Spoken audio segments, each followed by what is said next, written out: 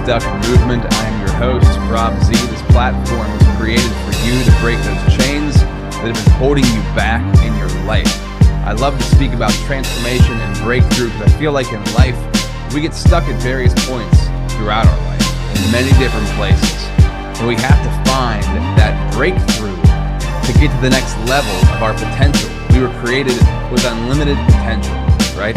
And to help us find that next level of our potential, we must have those breakthroughs. So I love to bring people on the podcast who have incredible stories of breakthrough to give you an example that it's possible, to give you the faith, the strength, the courage, the perseverance to keep going, to find those breakthroughs in your life. Because if you keep going with intention and faith, you will reach those breakthroughs and find more of your true self. And today I'm bringing a very powerful guest on, Lee Smith. So Lee is a speaker, performance consultant at UpCycle Coaching, specializing in empowering entrepreneurs and professionals to boost their stage and camera confidence by reshaping their self-talk.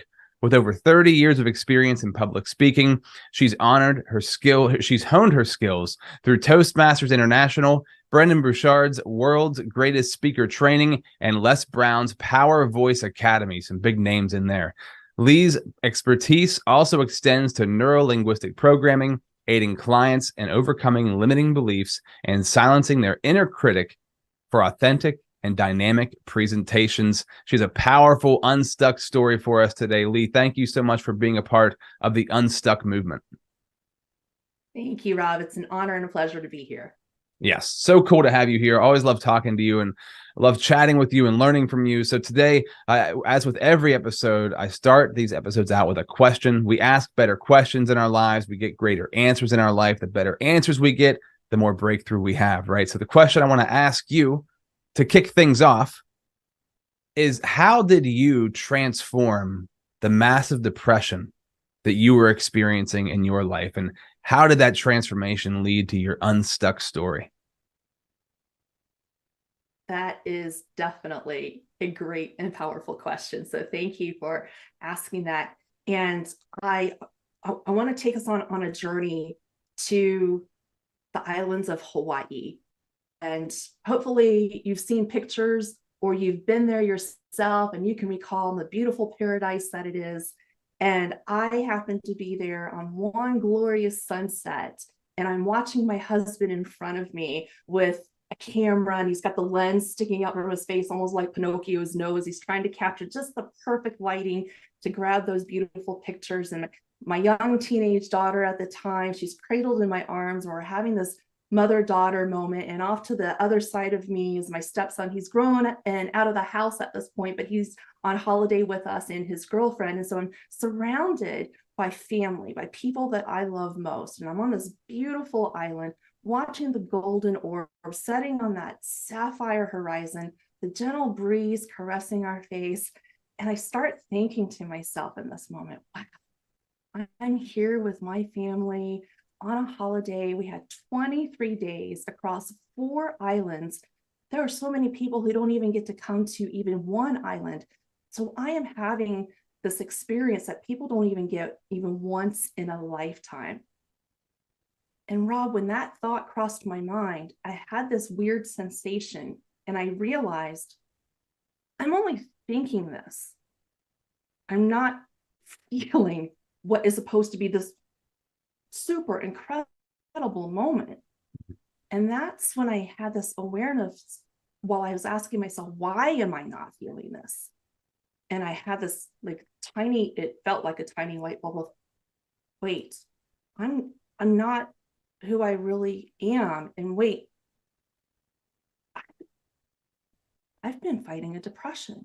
And as I was thinking back a little bit, I was like, oh, I know I've been battling this and I've been battling that and battling this and battling that. And it all came together in this massive awareness of, I have been fighting a massive depression. And because I'm such a happy-go-lucky person in general, it was something I had masked even from myself.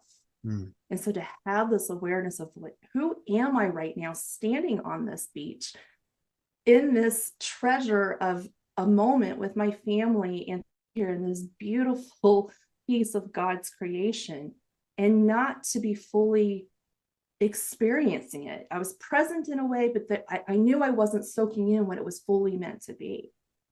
And then it was out of that awareness thinking, this is not who I am. Because Rob, in high school, I was so energetic and so full of life. I was known as living, loving, laughing Lee. And I knew that nickname was not in alignment with who I was standing on that beach.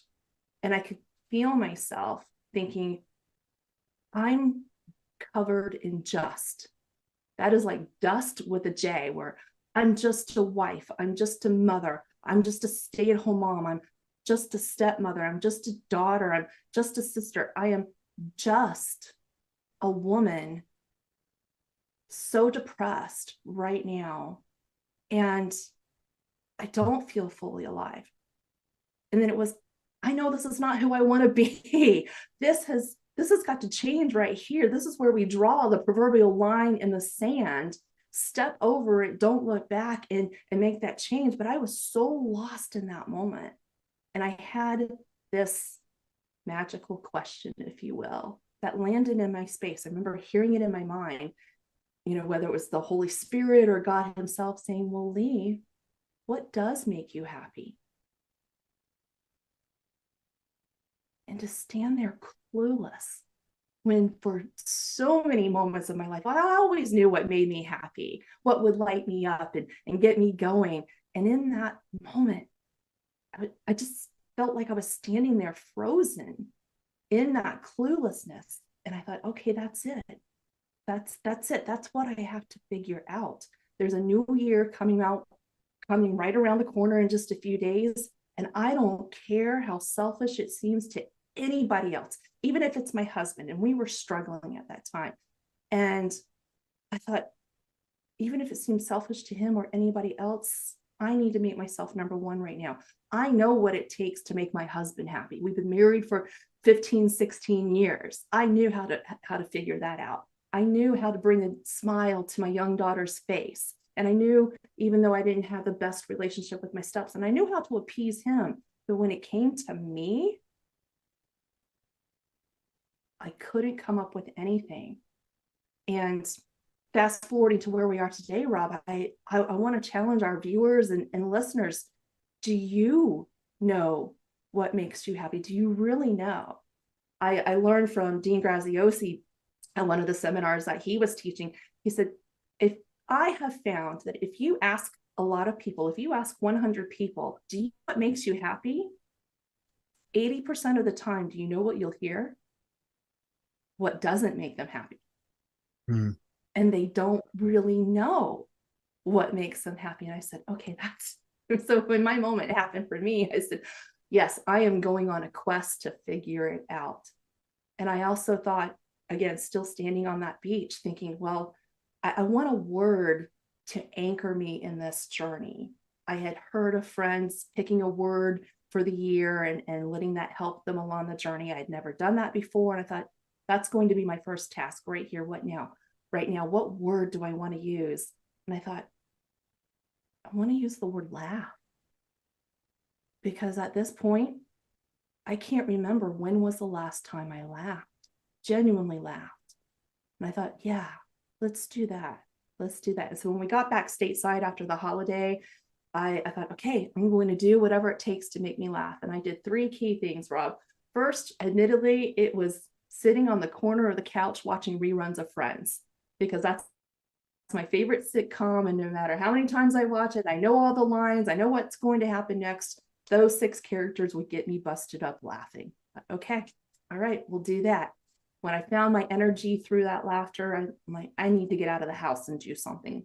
And there was a local comedy troupe that put on an improv show every weekend the first 3 months of the year. So almost every weekend I was down front and center, and I was working out my sides, working out my cheeks, and I was getting my laughter on. And then I was networking within the community, and I knew the people who had an amazing sense of humor. And I thought, oh, if I just get in their space, maybe some of that humor, or at least the laughter, would rub off on me. And after 3, 4, 6 months of doing that, Rob, I found my happiness again. It came through the laughter, and I was able to rediscover who I am. And this amazing thing happened one day where I just felt the sensation in my heart. And it was like this light breaking, and like pieces of the darkness, the cakeness coming off. And I felt the light like sliding up my body from my heart, and it came into my ear, and there was this whisper, and it was, well, now that I'm here, what do you want to do with me? And I thought, oh, who's asking this? And I could feel this amazing and beautiful light all over me. And I'm like, it's joy. I found joy, because joy is that feeling that comes from within, right? And I thought, like, oh yeah, what do I want to do with you? And I hear this laughter in the back of my mind. And it was my 8-year-old self, the little girl who got up in front of 300 people in her church and proclaimed the scriptures at a church service. And that was my first experience with public speaking. And I just remember 300 faces looking back at me with smiles, and that wonderful feeling of like, I'm touching people's lives. And so that little girl said, remember that feeling? Let's go chase that feeling again. And I thought, absolutely, yes, this is what I want to do with my joy, because I have loved public speaking ever since I was 8 years old. Any opportunity that I could share a story, share an idea, or share a question and see what the feedback was or how it landed on the audience, I thought, yes, I want to do that. I poured so much of myself into being a stay-at-home mom, which was also a dream of mine. But now my daughter's grown. She's, well, truth now, yeah, she's graduated. She's off in college and doing her own thing. Fantastic. Just like, yeah, now what do I do with myself? That next chapter, it's like, oh, well, let's come back to that inner child, that true being of who I am, and start putting myself out there as a speaker. And I've been speaking ever since. And wow, I'm happier than I've ever been, but it really took that one question to get honest with myself of what makes me happy, and that created that transformation. And because of the depression, I had put on quite a bit of weight, and so my energy was sluggish. And when that little girl came back and I started out having all these dreams, I thought, I'm going to need energy to do all the things that I want to do to be able to pursue all of this. Well, I can't do that feeling sluggish and all of that. I need to get my health back in order. And it takes routine, and it takes making those right decisions. And it was from those little steps of like, okay, I'm going to get up in the morning. I'm going to walk or move my body in some fashion, or I'm going to start eating the right things instead of eating junk. And I'm going to think positively, and I'm going to have my meditation, my gratitude, and all of those things. And I'm going to start reading and researching again, all the things because I love all ideas around self-talk, because we're so great at the negative self-talk. And I thought, how can I help people empower that positive self-talk to get in touch with who they really are? And I thought, okay, yeah, let's do that. I started doing all those things, and that's how I just gradually, almost exponentially though, really stepped into that high performer. And then I started getting speaking gigs and coaching clients and putting all these pieces into place, and even restored my marriage a year later, because that was totally crumbling.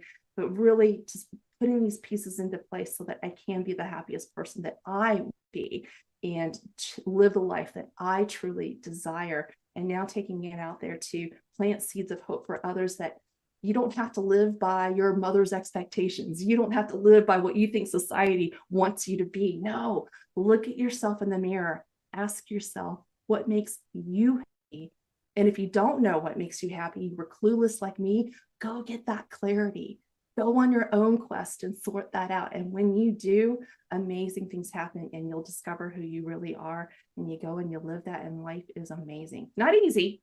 It's still a roller coaster ride, but it's amazing. And I love it. I'm taking so many notes here. I have so many questions to ask. I don't know where to start. So this is so good, Lee. This is amazing. I love this so much. I'm so inspired. This is so good. That question of what makes you happy. And I was thinking about this for myself. Like, when did I? So this just occurred. This just happened to me last month. We were on vacation in Tennessee with my mom's family, and we rented a house in Gatlinburg, Tennessee, up in the mountains. We were there for like 4 days, right? 4.5 days. And I had so much joy on that vacation. My son cried he's never cried after a vacation. He was crying on the way home. He was crying at the house when we were leaving. I had so much joy. We had so much fun there. And I was trying to like gather why. Why did I have so much joy on this vacation? Well, first of all, you're with people that you love and you're having fun and enjoying each other's company. Vacation's fun nevertheless because you have nothing really to do, right? So there's no responsibilities, so that's fun. But beyond that, I was like this joy of being around people that you love and doing things together on a regular basis. And I find whenever I come back home, we get caught in work mode and work, and days go by, months go by, years go by, and you haven't like spent quality time with people in your life that you love. So you just inspired me to like think about that again. Like, how do you cultivate that? How do I cultivate that in my life on a regular basis? How do we all do that? The thing that brings you joy, how to do more of that in life. I love this. I love podcasting, talking, connecting, building relationships, telling stories. So that's really, really powerful. Another amazing thing, what makes you happy is so powerful. You said happiness comes through the laughter, and that is so powerful, right? So laughing again, for me, my favorite show, Seinfeld. So Friends and Seinfeld, same era, right? But if I want to laugh and just like tune out and enjoy myself, Seinfeld's the show for that. So we connected on that level. You said about your 8-year-old self. I ask this question all the time to people that I work with. And just randomly, I'll ask this question if I want to break the ice.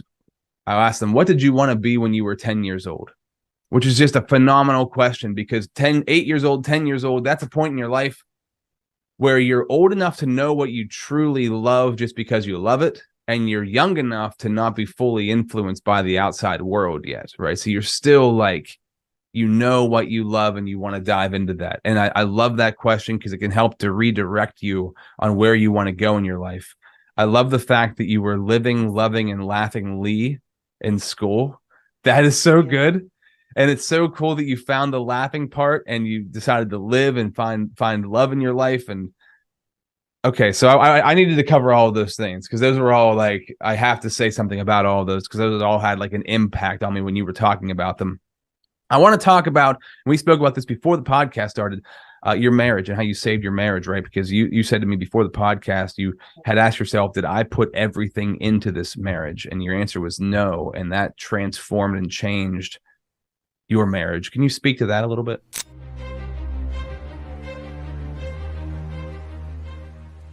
Hi, my name is Jose Escobar, and I'm the founder and CEO of the Connected Leaders Academy. We're a growing tribe, a community of entrepreneurs all over the world, globally, all across the country, high performers, titans of industry. If you're an entrepreneur and you're looking to grow personally and professionally, scale your influence, develop your skill sets, move the needle in your business, more clients, more money, more profit, the bottom line, and of course, grow your circle and your network like never before, this is where you want to be. Join the Connected Leaders Academy today. We are scaling massively. We want to welcome you in. Check me out on Instagram and on Facebook, the @ JAESCO25. We look forward to having you join us. Take care. Yeah, absolutely. Thank you. Yes, I think this was probably the last piece of that depression transformation that I needed to reconcile. And it was even though I was working on myself with the laughter and I found my inner child again, I thought, oh yes, let's go pursue that. I was doing it separately from my husband. And there was a hunger for me to want to have a great relationship with my husband, but it takes two to participate in the relationship. And while I was putting effort in, I was also putting blinders on to maybe the effort my husband was giving at that time. And I don't think I really gave him the full credit. And I was seeing a lot of I was having the filter of, well, he's not doing this right. He's not doing that right. And I know the secret is do not condemn, do not criticize, do not complain. And I tried to put that into practice, but I was just in this place in my journey where that was difficult for me. And I also knew that was a choice. And we got to a point of seeking counseling and working through those things. And the counseling did not seem very helpful. And I just felt this death inside of me because my husband and I, we met as friends. We were friends for an entire year before we even had romantic eyes for each other. And when that shift happened, then it bloomed into this beautiful romantic relationship, and then getting married and living a great marriage, and then the rides of ups and downs. But at this point, I didn't feel like I had a husband. I didn't even feel like I had a roommate. I didn't even feel like I had a friend. I thought I lost all of that. I couldn't see any of it. And then it reached a point where we were taking this 10-day cruise out of New York. We were going to the Southern Caribbean, and it was just him and me. And I remember getting on the ship, and we had done cruises before, and I'm typically the extrovert, going out wanting to meet all the different people from all the different places in the world, create these friendships. And this time I just wanted to get the trip over with and then get back home. And then I was considering, it wasn't a decision, but I was just considering, I think I might start looking for a lawyer. And because I was seeking within, and I couldn't find anything within myself. Like, there's just nothing here. I don't love him. I don't like him. I'm just living with him. There's a part of me like, yes, we have our daughter together. I'm like, am I staying for our daughter or what? And then when we got on the ship, and I said to him, look, here's the deal. These next 10 days, it's just you and me, bud. We have no family, no kids, no responsibilities. And this time, I'm not here to make friends. You and me, we're either going to make it or we're breaking it. And he just looked at me stunned. And because I learned later, like, he didn't even know anything was wrong. He's just like, I thought we were okay. Now, okay is better than great. I mean, not as good as great, but he thought we were okay. He didn't think we were on the verge of falling apart. And for me, I'm like, we're Can dead I speak to inside. that for a second? Absolutely. I want to speak to that because it's so important, right? Because this was in my marriage too. I thought things were just okay. And this is a lot of guys, right? They'll just think things are okay and just kind of going through the motions and floating through. And the truth is in life, and I love this concept because it's so true. You're either going forward or you're falling backward. There's no okay. There's no standing still. If you're standing still, if you're just okay, you're falling backwards. You have to intentionally be growing forward. It has to be that way because, and this is so common in marriages and in friendships, right? And everything in life, in business and everything. If you are not intentionally growing, you are falling backwards and dying. There's no in between. Yes, exactly. Yeah. Tony Robbins says it best: if you're not growing, you're dying. Yeah. And it's like, yeah, you know, it's not like an instant death, but it's that going backwards. And so here we are. Here I said this to my husband. He's just standing there stunned. And later that evening, I'm in the bathroom. I think I'm prepping for bed. And I remember leaning on the vanity and giving myself a hard look in my own eyes and heavy sigh, thinking, oh, how am I going to get through these next 10 days? And then I have this inner talk say, Lee, I recognize where you're at and where you're, what you're feeling. So I was owning my feelings and allowing myself to feel all those feels, as heavy as it was. And yet I still looked at myself deep in the eyes and I said, yeah, you're done. I know you feel that way, but here's the deal. Do you know, with every single cell in your body, and we know there's like 3 trillion cells in our body, do you know, with every single cell, that you have given all of you and everything that you have to your life partner, to your husband? Because in my mind, that's part of the marriage commitment. That's part of the marriage vow, that whether you give your all. You don't give 1%, 10%, 99.9%. No, you give it your all. And Rob, when I looked at myself and asked myself that question, I thought, I have to be honest. I have to be honest. I haven't. And I can share with the audience that, like, one piece that I was holding back from my husband was that I had started a business. It was my first entrepreneurial business. And I was doing it on the side, and I was not sharing any of it with him. He had no idea I had a project going on. I thought, oh, I have to give him this project. And part of the reason that I was holding that back wasn't because I was doing some behind the scene scandal or scheme or anything like that. It was my husband, in his brilliance, is he can step into a business And his brain quickly scans. It's not that he does this intentionally, but his brain can quickly scan the operations and see all the different pieces that's happening. And his brain will immediately see the voids and things where things aren't flowing and they could be shifted just a little bit and they would be better. And his infamous words, you know what they should do? Now, I'm the wife, so I'm around him all the time. And it's like a joke that you hear 1,000 times over. Now, Rob, maybe if you were in that company, you would hear it for the first time. But me, I'm hearing it for the 1,000th time. Really? Oh, gee, honey, what should they do? And so it's a phrase I don't want to hear, right? It triggers. And now I have my own entrepreneurial business. The last thing I want is my husband to look at my business and tell me what I should do with it, right? Do you feel that? Yeah. But it was a piece of me that I needed to give into this marriage. And while I knew that was the truth of the matter, that I needed to give myself to him, I struggled. It took me into day 3. We had the small talk of what we were experiencing, sure, but it took me into day 3 before I could even say anything on that heart speak. I only gave him one sentence. I don't remember exactly what I said. I gave him one sentence.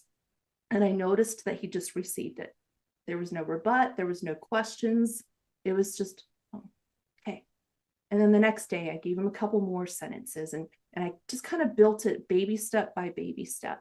And by the 10th day, when we completed the cruise, I felt there was a conversation, a communication that was happening. And at that point, I recognized, I want to take this home and see if we can keep this going and see where it goes. And so we took it home, and over time, and it was very, very gradual, I started opening up. And so by the end of day 10, he knew I had a business. I had shared it with him. I was cringing, just waiting for that moment. And, but really what happened on the cruise was he came, because we had a coffee shop that we sat down, and he was looking around, and he sure enough just pops it up there. You know what they should do here? And he went, oh, that's what you're talking about. And I just silently nodded, yes. Oh, okay. So here it is, November, when we take the cruise, we go home, we continue the communication and working piece by piece. And in January, mid-January, I remember standing in my bedroom, I'm folding the laundry and putting things away. And he casually walks in and he says, hey, babe, so you know how, yes, I do that thing of, you know what you should do. And I thought, oh my goodness, put the piece of clothing down. Here it comes. Be prepared. I said, yeah. He said, well, I took everything that you told me about your business. And yes, I put it through my filters. And I just have to tell you, you're a freaking genius. I was like, what? He says, I sound biased because I'm your husband, but I really looked at every piece you gave me and I can't think of anything you should do. You're so brilliant. Are you sure nobody else in the world is doing this type of business? And I thought, who is this person in front of me right now? Where is this from? And it was from that moment, that conversation, I mean, even before then, that he continued to support me, and that opened up that possibility, that potential for the conversations and continued support. And it allowed me to first step into a feeling of appreciation, and that allowed us to then move into a healing process. And I'm happy to share today, Rob, it's been 4 or 5 years later, and we're happy together, we're in love, we're working partners, and so supportive. And the takeaway I want the audience to have is, now I get it. There are some instances where, yes, divorce is what needs to happen in that relationship. And so I'm not anti-divorce. I just want to say that I think sometimes we take that step too easily. And maybe if we got honest with ourselves and we worked on ourselves, and it's not to say that the other person needs to do their part too. Again, it takes two to work in a relationship. But when we can get honest with ourselves first, and then own that honesty, own all the feelings that come with it, and then work on being the best version of ourselves, who we're meant to be. And it may be enough that it then impacts the person, that your partner or your spouse, and they start changing themselves. Because that's exactly what happened with my husband. I never told him, hey, you have to change. Or, I never laid down an ultimatum. Either you do this or we're done. I didn't do that. I just kept looking at myself in the mirror. What do I need to work on? What do I need to work on? and then hold that space for him. And he came around. It blows my mind just how amazing he is of a husband. He's always been a great husband, but just he's so incredibly amazing. And I'm so blessed and so grateful. So if we can get honest with ourselves and then put that work in, and it does take baby step by baby step, and allow those things to bloom and grow, we just may find the best relationship that we've ever experienced. And that's what I would want for everybody. Just awesome. I just love that so much. It's so good, and asking yourself that question, have I put everything I can into this? That's a hard question to ask, right? And I think oftentimes we might avoid that question, not just if it's marriage or relationships, but with our careers, with our faith, with our physical health. You could apply it to everything. If I put everything into this that I know that I can, have I done all this stuff? Because it's so easy to blame. And I love Jocko Willink, extreme ownership, the taking responsibility for your life. That's what you're talking about. You're talking about taking responsibility. Like, if this thing's going to happen, I need to take full responsibility that I've done everything that I can. And once you do that, the blame goes out the window. So the blame just gets pushed to the side. It's all about me in a good way, right? Not in a selfish way, but it's all about me, that I do everything that I could do to make this work. And man, I can only imagine. So we're talking about transforming massive depression. If you put everything you possibly could into changing, into transforming, to get yourself out of that place, the answer would be, that's how you transform it. You assess the situation, you put everything you can into that. So as we come to the conclusion of this episode, and we're talking about that question, asking the audience that question, anybody listening or watching right now, if you're in a depressed place, how can you transform that depression that you're in? Lee, what would you say?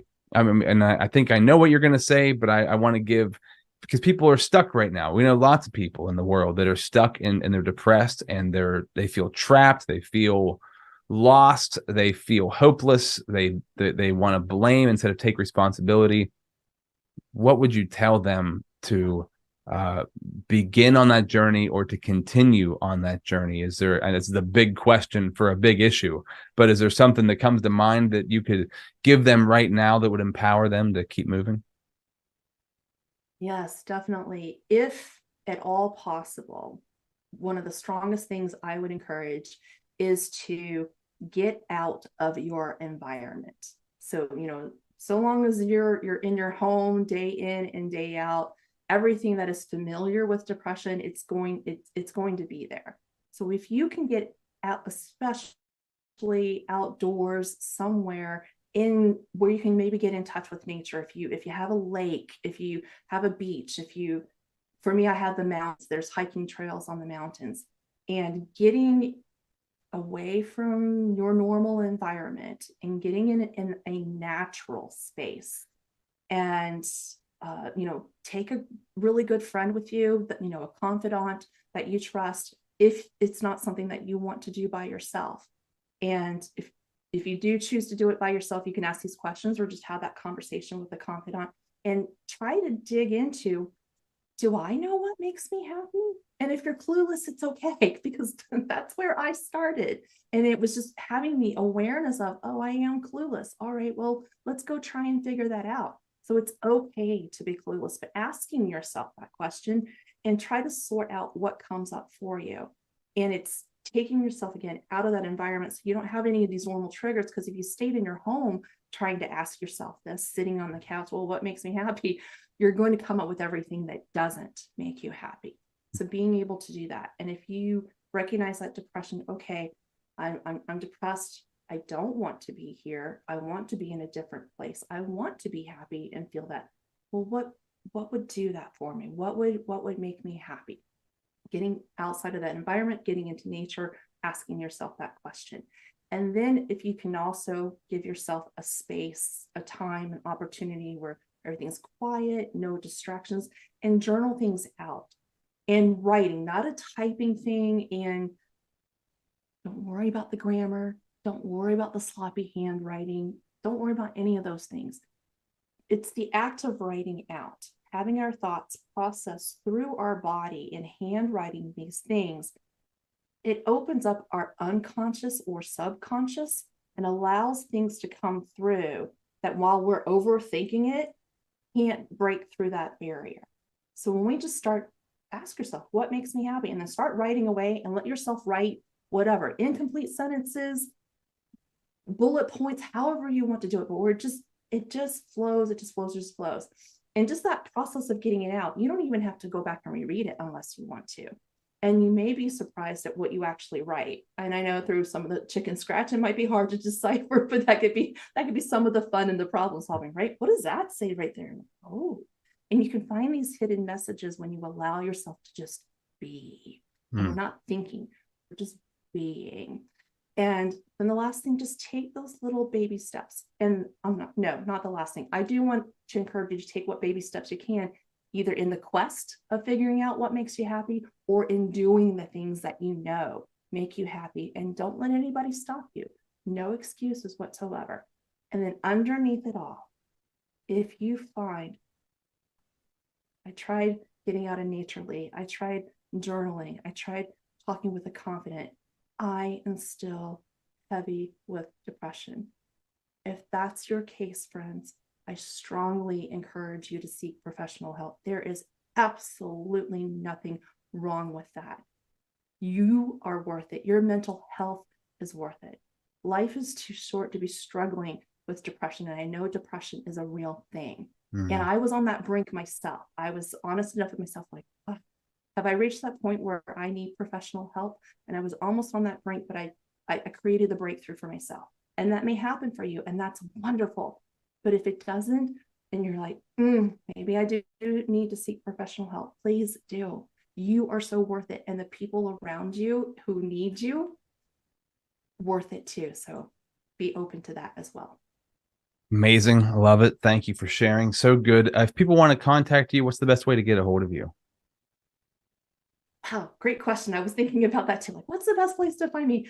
I'm going to recommend LinkedIn. And if you look up Lee, spelled L-Y, last name Smith, and you can put Lee-Smith-speaker, and that's where you'll find my profile. Drop me a message there, and I'd love to have a connection with you. Wonderful. Lee, this was great. I really enjoy speaking with you. Thank you for sharing your story, sharing your message. I know you've helped people today. So thank you for that. You've helped me today. So thank you for that. And I just want to thank you for being a part of the Unstuck Movement.